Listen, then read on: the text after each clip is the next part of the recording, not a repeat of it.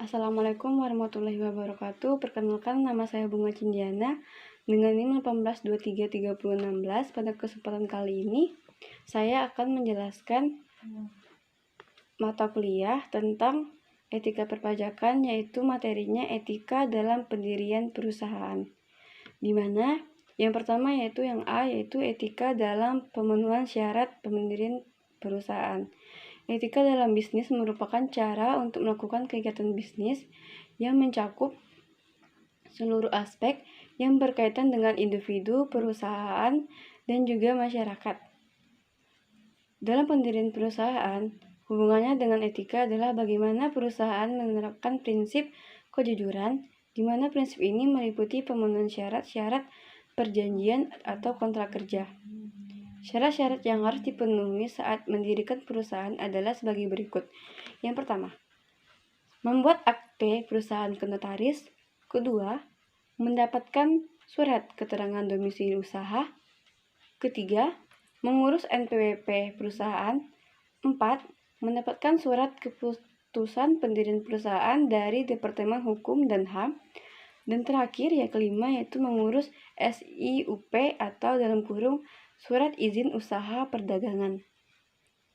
Selanjutnya yang B.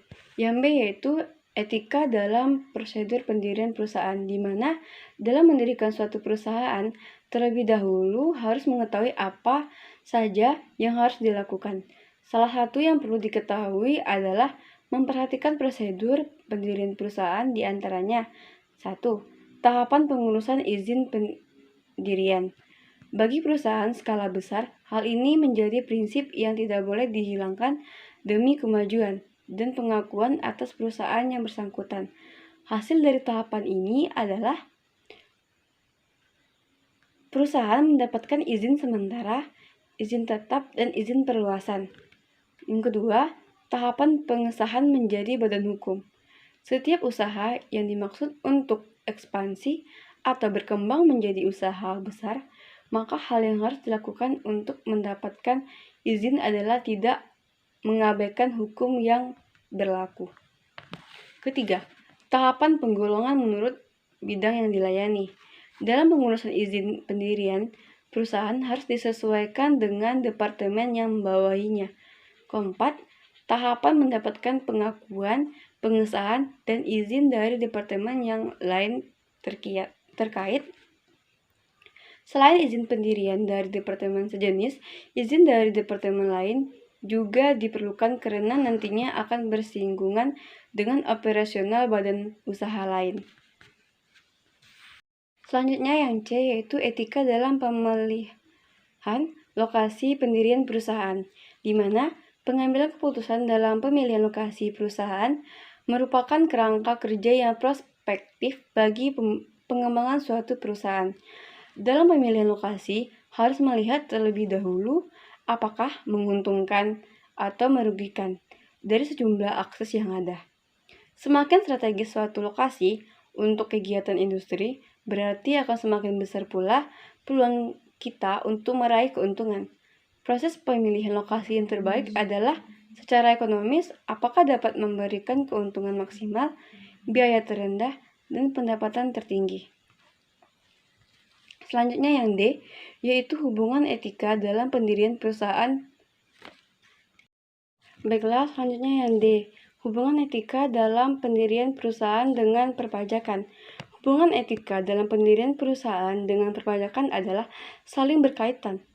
Ketika suatu perusahaan didirikan, hal pertama yang harus diperhatikan adalah pengusaha adalah bagaimana menentukan bentuk usaha yang memberikan kontribusi profit yang paling besar namun dengan beban pajak yang kecil.